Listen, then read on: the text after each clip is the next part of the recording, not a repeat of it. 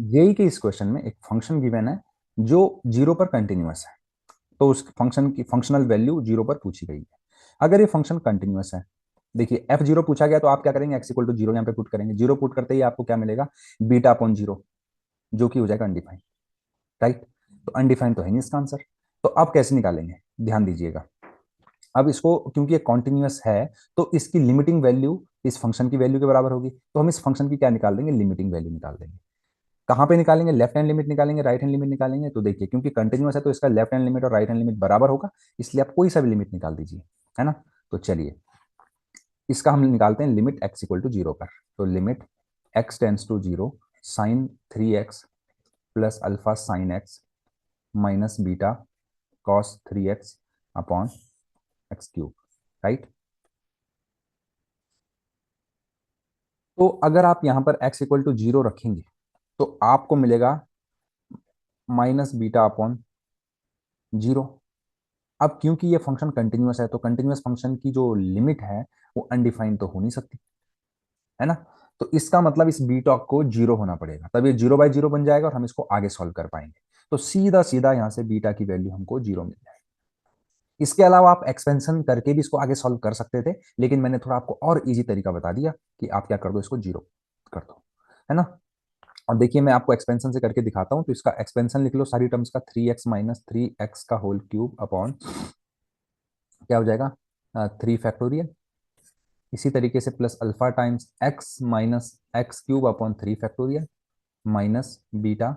और cos three X का भी एक्सपेंशन कर लीजिए, अगर आपको ये वाला मेथड समझ में नहीं आया तो मैं आपको थोड़ा सा और दूसरे तरीके से समझाता हूँ। तो ये हो जाएगा वन माइनस थ्री एक्स का whole square upon two factorial plus three X की power four upon four factorial.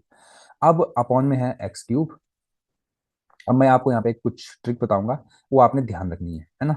तो देखिए सबसे पहले आप क्या कर लो, सारी अलग अलग डिग्री की टर्म है उनको अलग अलग लिखो। जैसे एक्स, एक्स वाली टर्म जो है वो होंगी three plus alpha times x plus, इसी तरीके से आप क्या कर लीजिए, कांस्टेंट टर्म को अलग कर लीजिए। तो कांस्टेंट टर्म यहाँ पर माइनस बीटा है, ओनली माइनस बीटा, तो माइनस बीटा को यहाँ आगे रख दिया मैंने। अब एक्स स्क्वायर वाली टर्म ले लो, तो एक्स स्क्वायर वाली टर्म तो केवल इधर है, तो ये आ जाएगी three three nine, nine beta upon two x square. अब क्यूब वाली टर्म ले लीजिए, तो क्यूब वाली टर्म जो है यहाँ से और यहाँ से मिलेंगे आपको, वो क्या होंगी, twenty seven upon six, minus common ले लेते हैं, plus alpha upon six x cube. और बड़ी डिग्री को आप इग्नोर कर सकते हैं, ठीक है। अगर नीचे एक्स क्यूब है तो ऊपर एक्स क्यूब से बड़ी जितनी डिग्री उनको कभी मत लिखिए, ध्यान रखिए, बस सीधा ट्रिक है। उसका कुछ रीजन होता है, क्योंकि अगर एक्स की पावर फोर रखोगे तो एक्स क्यूब से एक्स की पावर फोर कटेगा और एक्स बचेगा, और एक्स की लिमिट तो जीरो को जा रही है, तो उसने वैसे भी जीरो हो जाना है।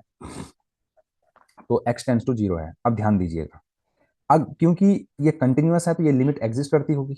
अगर ये लिमिट एग्जिस्ट करती है तो अनडिफाइंड तो आंसर नहीं आएगा।